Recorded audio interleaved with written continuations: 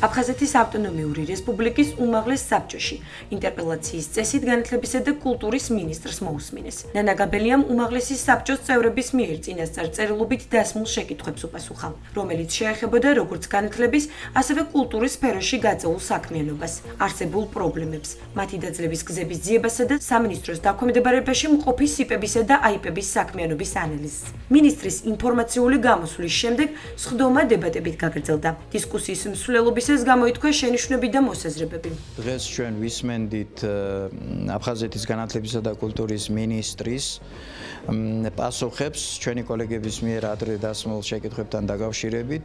საკითხი ეხებოდა სამინისტროს საქმიანობის აქტიურ მიმართულებებს, როგორც ენგურს გამოღმა, ისე ოკუპირებულ ტერიტორიაზე. ერთხმად იქნა ჩათვლილი, რომ საქმიანი შეხვედრა ჰქონდა განათლებისა და კულტურის სამინისტროსთან, ეს უმნიშვნელოვანესი წარმონაქმნია ჩვენი დევნილი ხელისუფლებისა და მივიღეთ დასტური იმისა, რომ სამინისტროს ხელმძღვანელობას იმ შენიშვნებსა და წინადადებებს, რომლებიც გამოითქვა, ზოგიერთი საკმაოდ მწვავე რეაგირება იქნება გაკეთებული. ფიქრობ ამ მომწურავი პასუხი გავეცით უმაღლეს საბჭოს დეპუტატების მიერ დასმულ შეკითხვებს.